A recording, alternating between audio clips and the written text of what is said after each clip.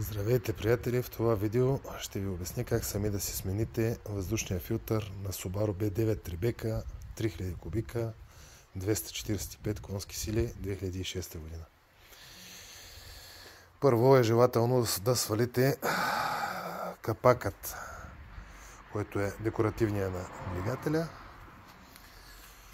След това развивате тази скобичка на въздуховода. Откачате буксата от дебитомера,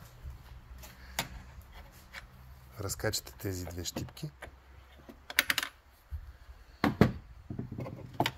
и вече имате елементарен достъп до въздушния филтър.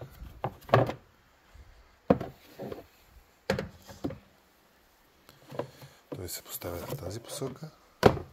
Това е стария филтър, който ще заменя с нов. Дано съм ви бил полезен.